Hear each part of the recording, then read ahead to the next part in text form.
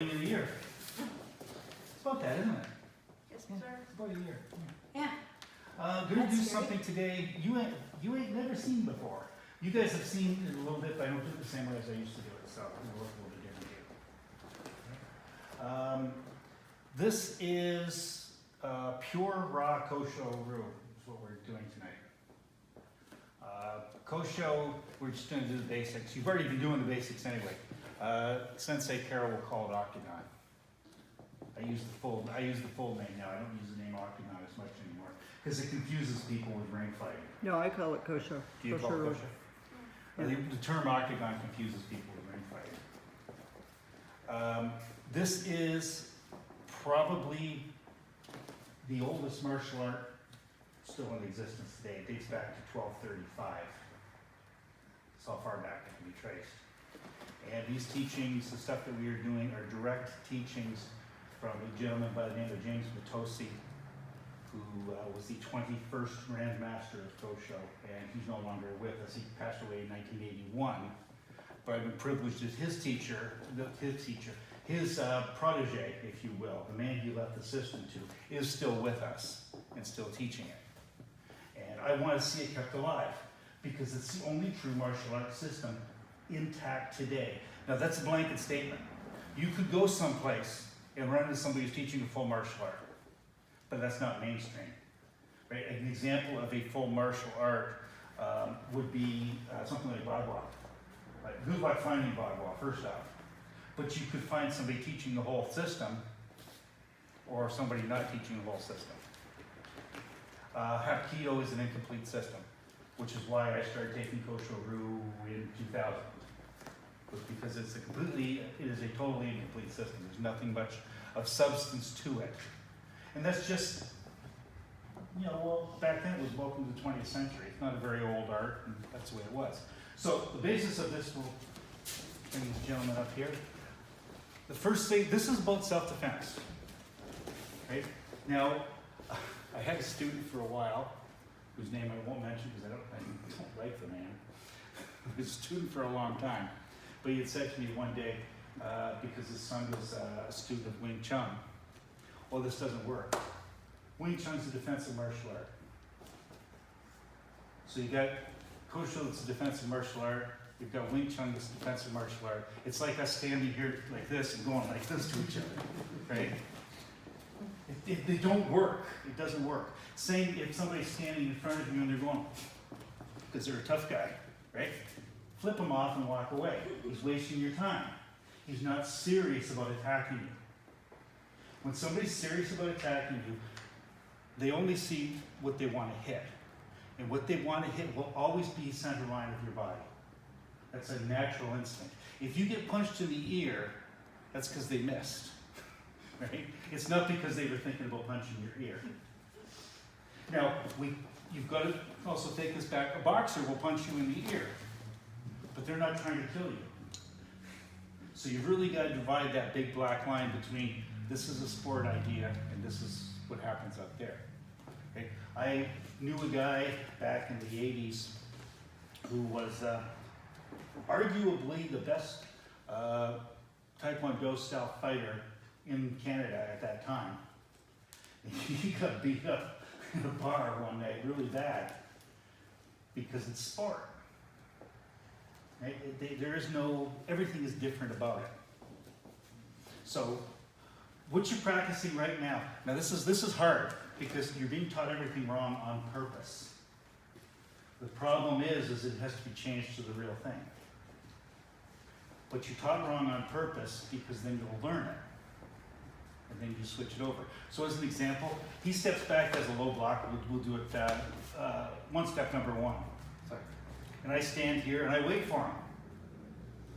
And he key ups, I key up, he steps forward and punches, right? What am I trying to accomplish with this? Right? What I'm trying to do is I'm trying to stop this.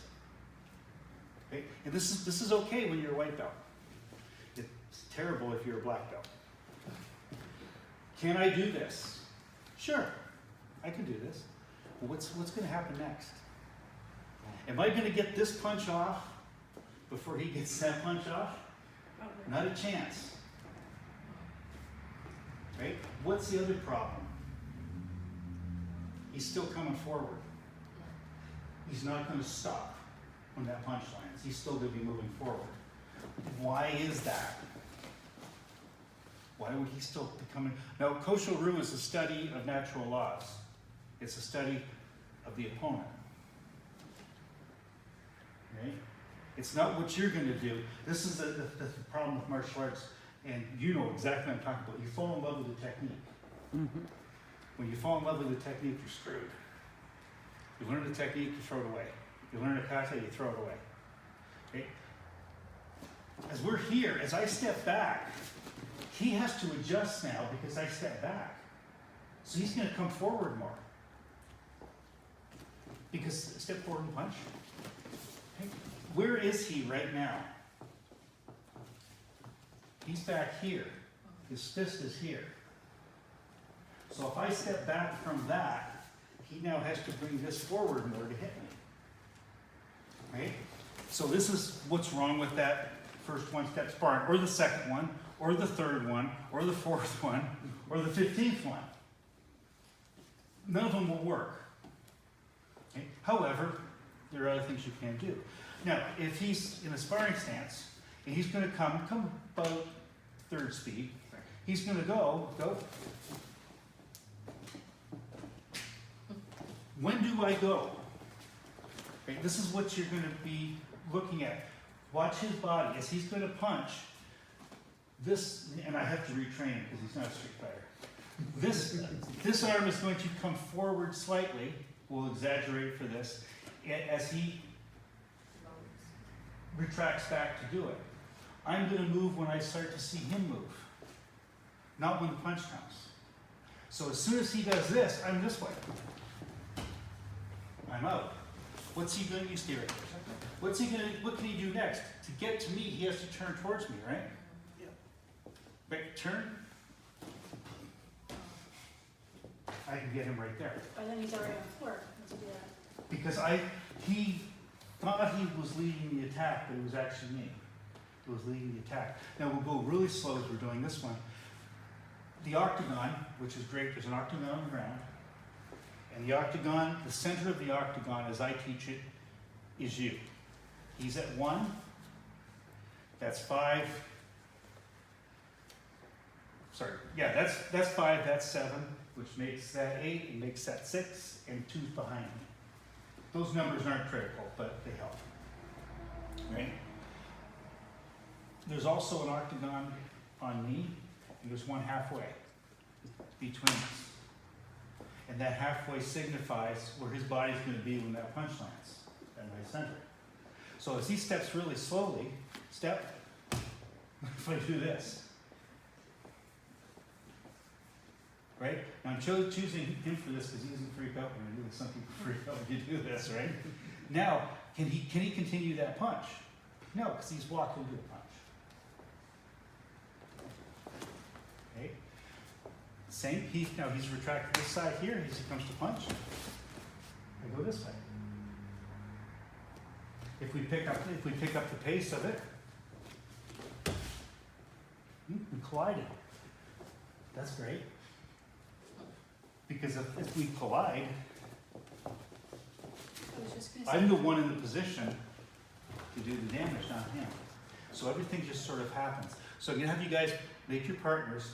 Now, don't go full out, however, you have to put intent into it. What happens when people practice and you get accidents is, you know what's gonna happen. But in real life, you might know what's gonna happen, but you won't react to it. You ever been really mad? Me, yeah. You got brothers, right? Yeah. Yeah, so you know exactly what I'm talking about. Do you see tunnels when you're mad? Sort of. Yeah, okay, sort of. There are people who actually get blood in the tunnel. Like I'll see a red tunnel instead of a black tunnel. And the only thing I see is the face that I wish to go after. Sounds familiar. The maddest I was ever in my life was about 25 years ago. when my oldest boy was learning to drive and we got front-ended in an accident. And the guy was drunk. And I got out and I pulled him out of the car and I did everything I could possibly do to get him to hit me so I could kill him. But he chickened out and ran away. I pushed too hard, I guess, because I really wanted him to hit, because I was justified. Okay. But when I saw him and I saw his condition especially, because it wasn't like there was a problem with the steering or something like that. He was drunk out of his mind. It was Super Bowl weekend. And he was at the Drop-In Tavern when he left. Remember the old Drop-In Tavern? Right? So I was a little bit irritated, but all I could see was his face and my hands around his throat. Okay? So that's what the attacker is going to be like. You want to be the opposite. You want to train so much and so hard that you just relax. And you get to this understanding where you're not going to take this personally. And that's the hard part. All he wants, to my view, is to be where I'm standing, so I'm going to give it to him. That's it. He steps, give him what he wants. Okay? Go ahead, make your partners.